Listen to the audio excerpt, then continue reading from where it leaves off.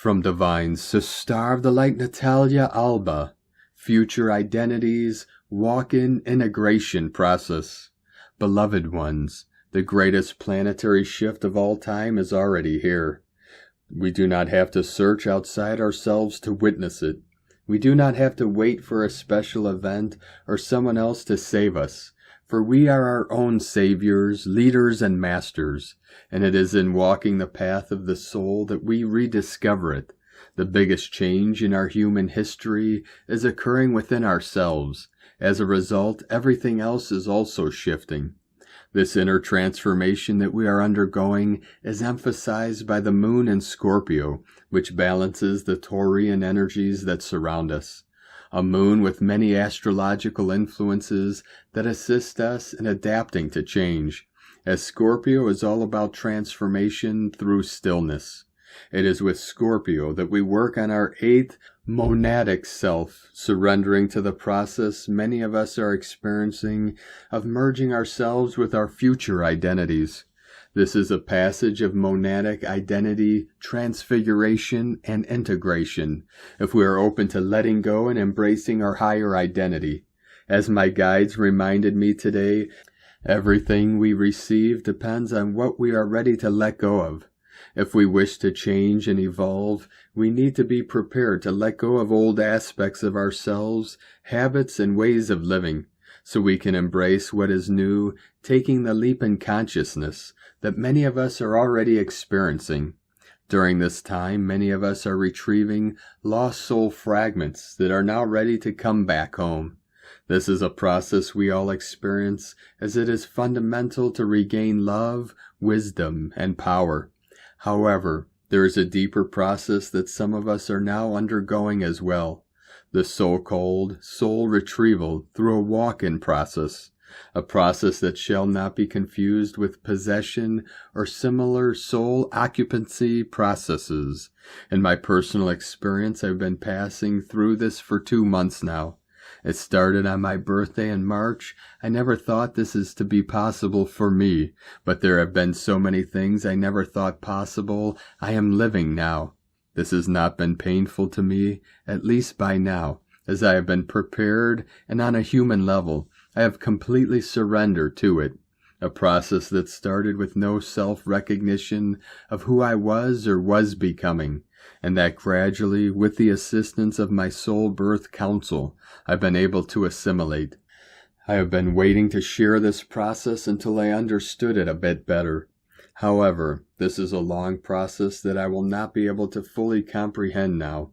It all started with this transformational year, a year that is showing all of us who we are, what we are capable of, if we align with our inner power and free ourselves from self-limitations.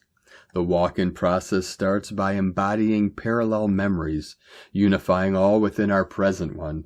It continues, although not in all cases, by shifting habits, ways of being, traits of our personality, and even relocating.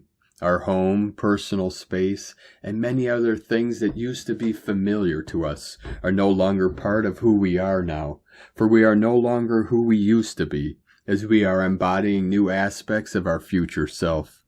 We are not losing ourselves, we are unifying identities, which is different from when the soul chooses to perpetually leave the body, and another one gradually merges with the 3D body. In some walk-in processes, many will leave their jobs, even their relationships, and start anew. In others, we will feel our divine reunion will be fortified. It all depends on what serves the divine plan for all. The most common walk-in process consists of the conscious embodiment and allowance of our future parallel self into our present body and timeline. This often comes with an agreement before we incarnated to have this experience due to other cosmic plans. Our future parallel self, residing in the 5th, 6th, 7th onwards dimensions, usually the 8th, depending on the level of evolution the soul has, is the one descending to our present self. It is a temporary exchange, as part of our soul remains in the non-physical, and the new soul comes to fulfill part of our mission on earth. helping us embody higher levels of consciousness and achieving another part of our planetary mission. We still are conscious of who we have been and of who we are becoming, for we remain in both our present body and mostly in the soul planes, integrating new wisdom as our future parallel self continues with our mission. We may also come back into the soul dimensions to rejuvenate, to receive further instructions, or to fulfill other divine assignments we need to. If this becomes a final or only temporary walk-in, it will be decided by the entire monad. Others may be perpetually leaving their bodies, and sometimes through painful experiences, even accidents that trigger these processes, while the exchange occurs and the new soul merges with the body to fulfill a mission the previous soul could not, or to achieve other cosmic purposes.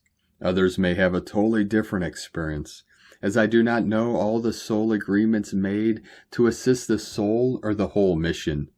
Mine feels as if I know my future parallel self, and I am gladly allowing the soul in my home, my body, the consciousness, as I was shown in a dream, is descending from the monad through the silver cord, imprinting it and seeding more wisdom through many different light infusion activations.